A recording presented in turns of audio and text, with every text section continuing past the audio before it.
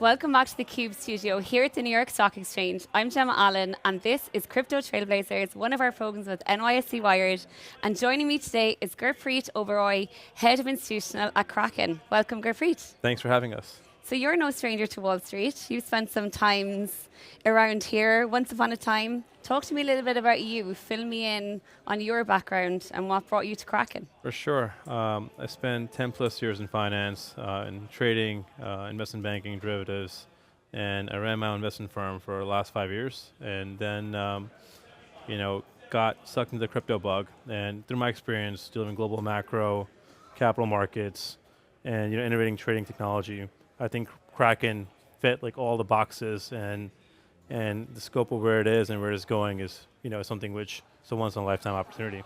And what are the symptoms of the crypto bug? Are we talking about speed, agility, just democratization? What were the things that really appealed to you about the space? It's the product market fit of crypto. I used tokenization as an example. Like 3-4 years ago was a hypothesis. Now you're seeing it happening in every major institution globally. It's not purely a US initiative. It's a global initiative where the global financial rails are being changed and updated in real time. Wow. So you have come in to head up institutional at Kraken. I think you're in about 2 years now, right? And you guys just had some big news a couple of weeks ago. I know Brian Bauman here at the NYSE is very excited and was putting a lot of work in the background to make this happen. Kraken is one of the only platforms that is now going to be integrated with IceChat or is integrated with IceChat. Yep. Talk to me a little bit about that journey from the perspective of becoming so legitimized, I guess, within the world of institutional investment, 1,200 daily users on that platform. What's involved in that? Like, what does that take? Yeah, so taking a step back, right, what Kraken's core strength is we're the financial infrastructure. Look at the rails, like the Kraken infrastructure powers our Kraken exchange. It powers neobanks, wealth management, banks, and traditional financial industries. And ICE is a perfect example. Our exchange, our OTC desk provides one of the deepest liquidities in the digital asset space. Now with this, ICE can basically, 150,000 ICE participants can access Kraken's OTC liquidity, which is the deepest in the industry, delayed settlement, financing, prime execution, qualified custody in just one framework. So the financial infrastructure rails, Kraken allows it to be seamlessly integrated to TradFi, and this is a perfect example of the ICE integration. And you guys are doing some very interesting things in the retail space. We had Mark on the show, Mark Greenberg, talking about XOX and some of what's happening there in terms of the flick of a switch for Telegram to trade. How do you see these two worlds lining up from the perspective of, I guess, seamless or what seems like a very quick process on the retail side, meeting the kind of institutional roadmap? I mean, institutions love high-touch service.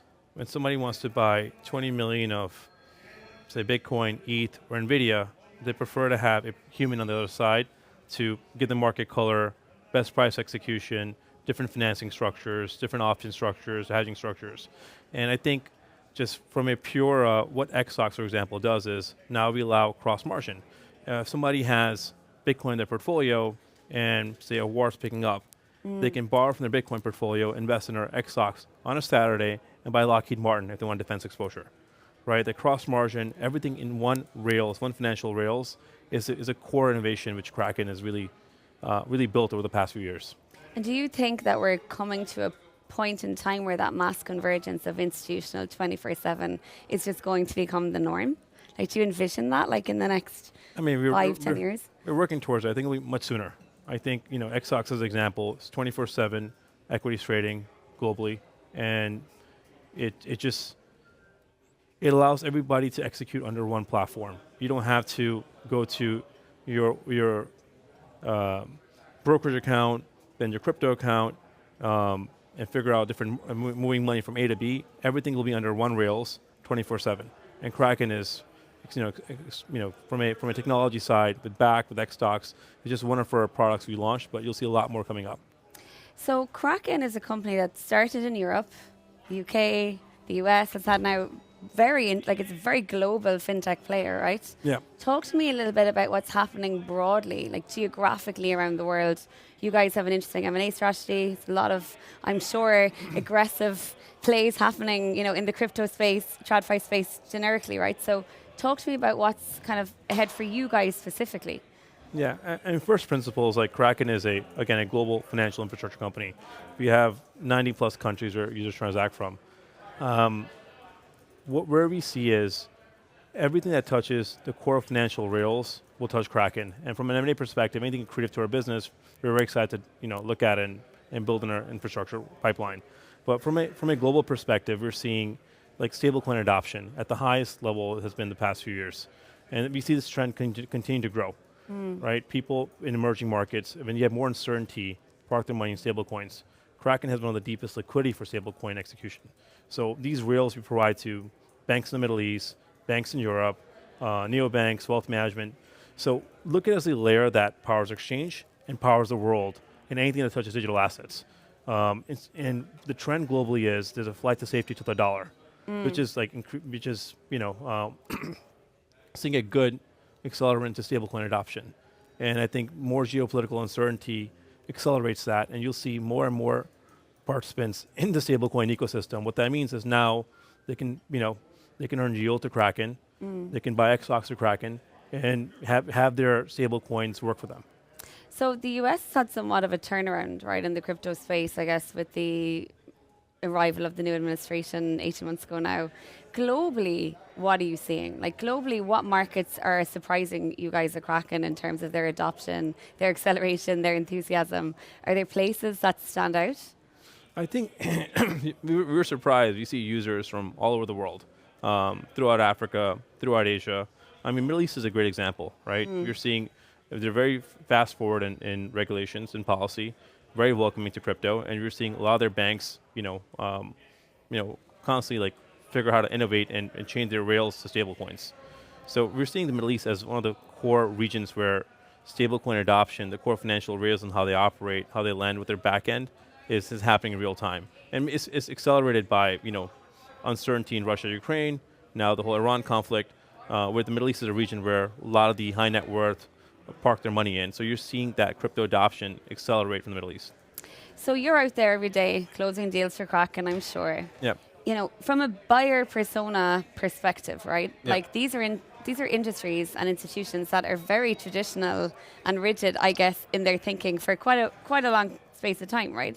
Talk to me about like the differences in like OTC or custodian or what sort of niche conversations happen or arise in separate spaces? Is there a separate buyer journey, negotiation path? Yeah. Break it down for me a little bit. For sure. I think, let's look at New York, for example. We have a lot of banks on Wall Street here, and what they're seeing is their clientele go buy Bitcoin, buy ETH from outside their venue. They're moving their assets outside their bank, right? And as you mentioned, tokenization is not a science project. It's happening. It's being adopted globally, and every bank it's in their framework to leverage blockchain technology for 24/7 settlements, which will basically replace, the T+2 for Swift wires will happen instantly now. So we're seeing core use cases being embedded, and the banks realize that they eventually have to either build or partner with a platform like ours to power their engine so they can keep their clients on their platform versus their clients who want to access digital assets leaving their platform. So Kraken, for example, is best suited for this transition because like at any cycle, large firms who are bureaucratic and slow will try to adopt this. Eventually they'll partner with us to work with us to, for example, buy and sell, custody, all the back-end infrastructure APIs. We can just white label to them. So basically they can be a full service crypto firm overnight. So it's a full stack suite, basically. Correct. Right? You're an enabler. Correct. As much as anything. Talk to me about blockchain in the financial industry broadly, though. I mean, 10 years ago, it was like the buzzword, right? Everyone was talking about the mass opportunity for it to just reshape the future. How has that actually played out, do you think? Do you think it has become somewhat of a plug and play approach, or do you think companies a lot of large banks and institutions are still trying to figure stuff out? I think whoever's trying to figure stuff out will be left behind.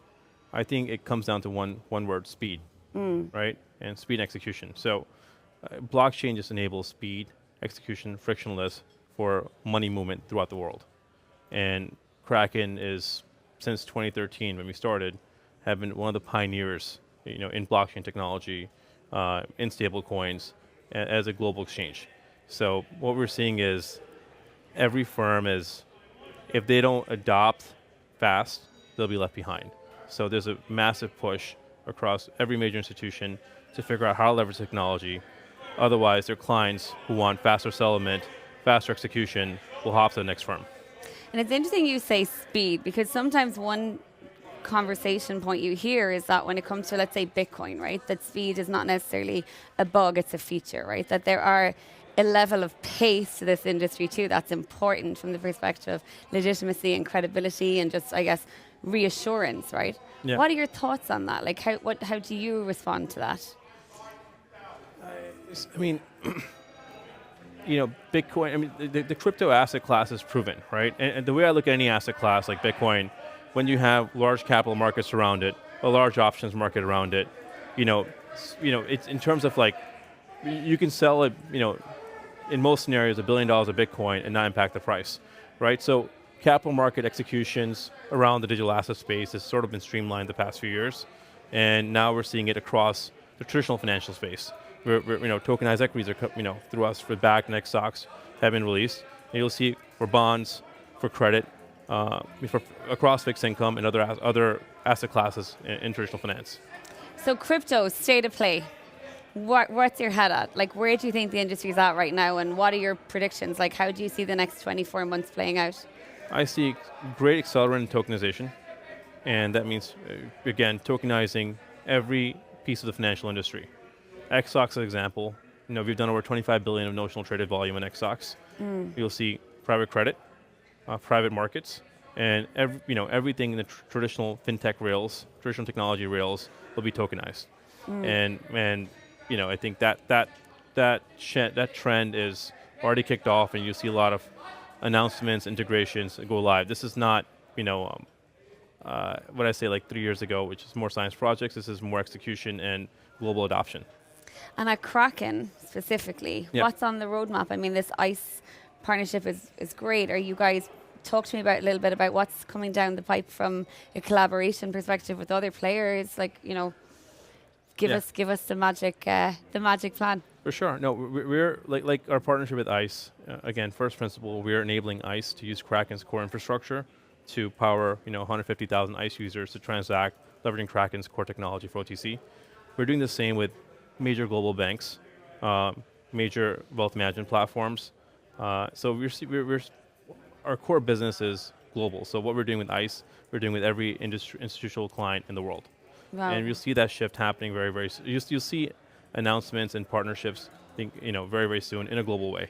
And I think the beauty is, it's just, when I say global, I truly mean throughout Africa, throughout Latin America, throughout the Middle East. It's not US-centric itself.